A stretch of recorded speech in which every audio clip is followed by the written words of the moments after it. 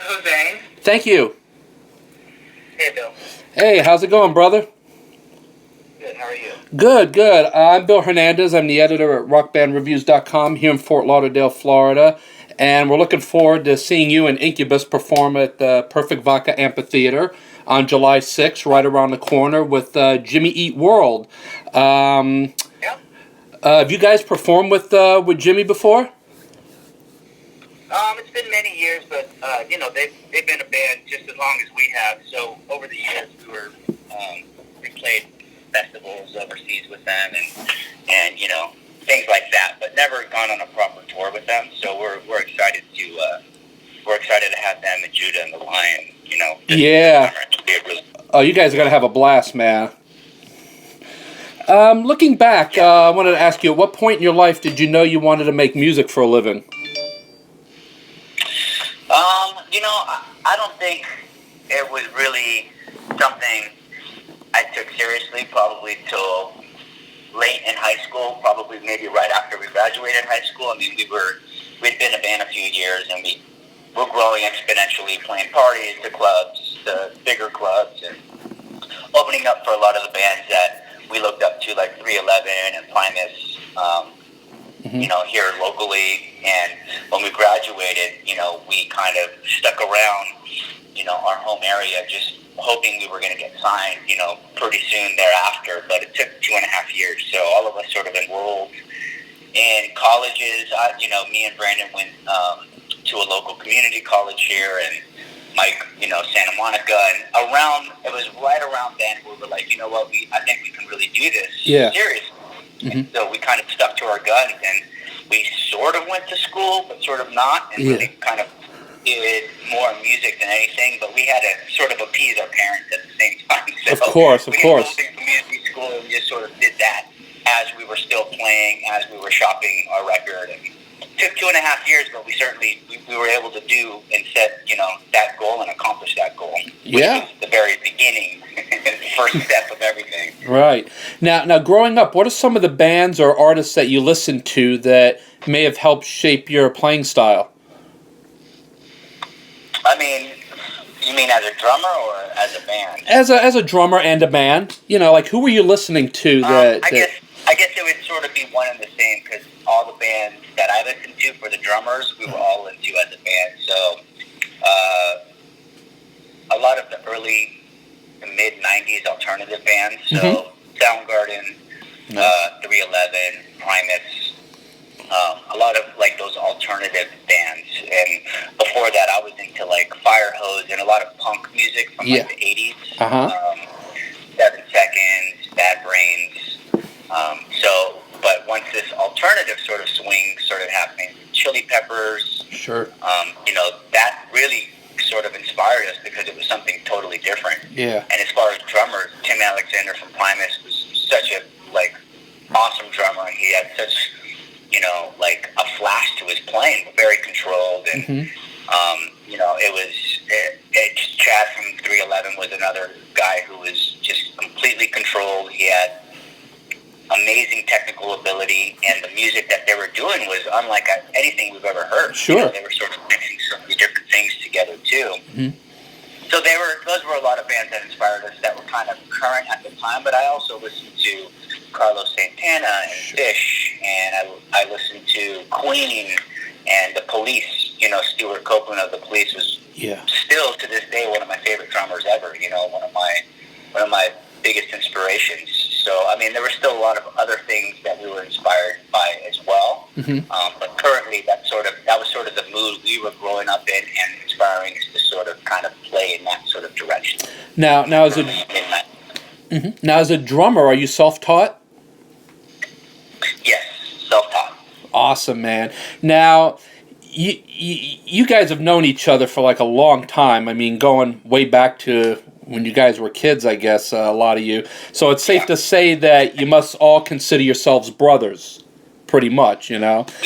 I mean, we're a highly functioning, dysfunctional family.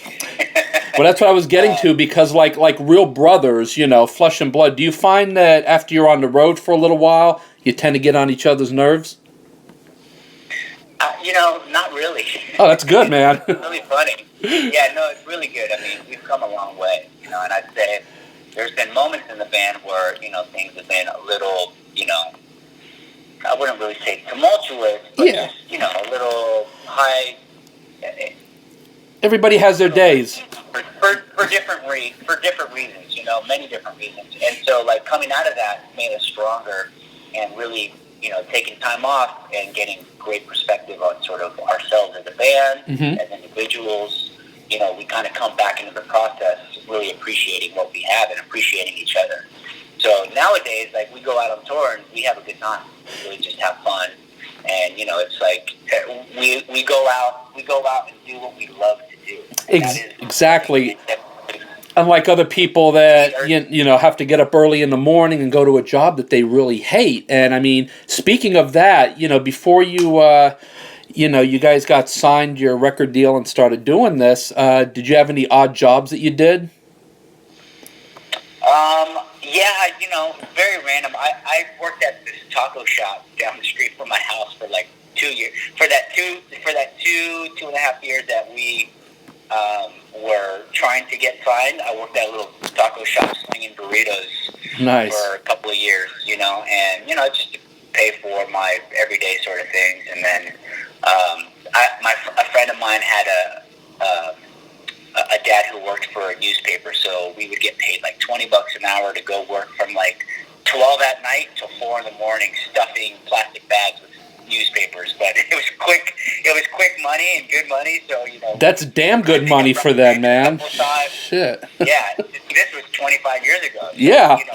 Mike came with me a couple times. Brandon did it a couple times, I think.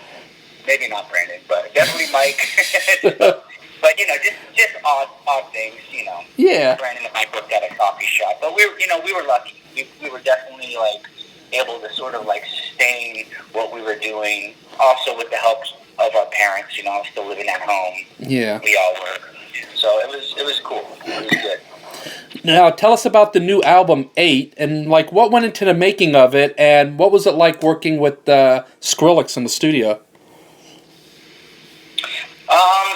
That was kind of the longest time we've ever taken making a record. So yeah. Mike and Brandon sort of got together at first for like probably 6 months, just coming up with really, really basic melodies and chord structures, which is not untypical, but for them to really spend a lot of time putting that together, because we've always started with a melody or a guitar, riff or a couple of guitar riffs, and then throw it in the melting pot. We just spent more time doing that, or they did.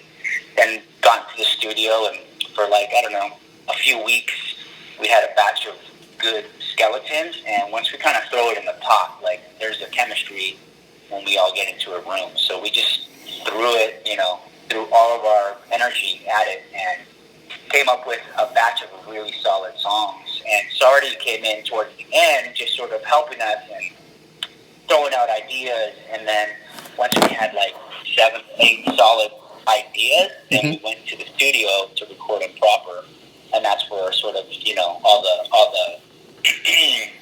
fine tuning came, So we spent, probably a few months recording my drums. I did in like 7 days. Then we moved over to Sardi's studio in LA and finished the rest there. And Skrillex didn't come in till literally we were done with everything. The mixes were done, the recording was done, and he was really inspired. He came in as a friend and as a listener and as a fan, and just was really inspired by this one song. And was like, "Yo, can I take this song right now and just wow. I hear a couple things, can I just mess with it?" And we were like, "Yeah, go for it." While we were listening down to other stuff, he came back like an hour later and just he chopped a couple of things, and he really kept the integrity of the song the same.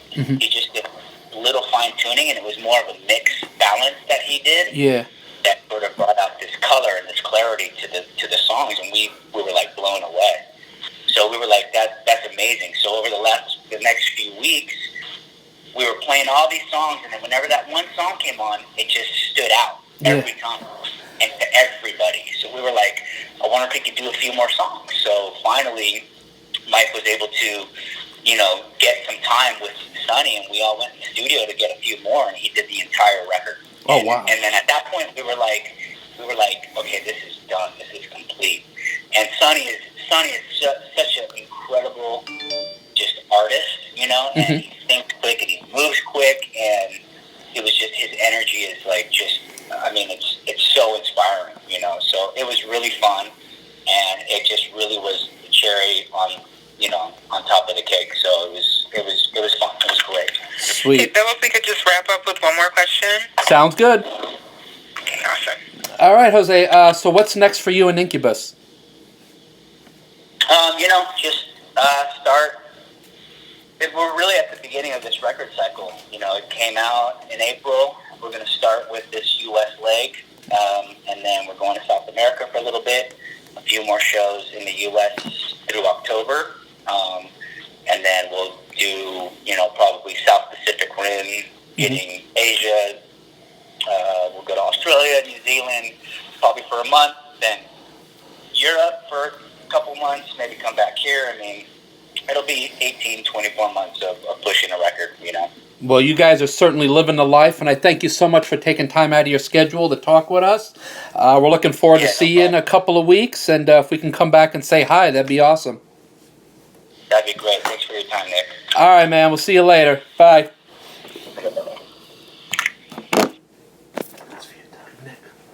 Nick?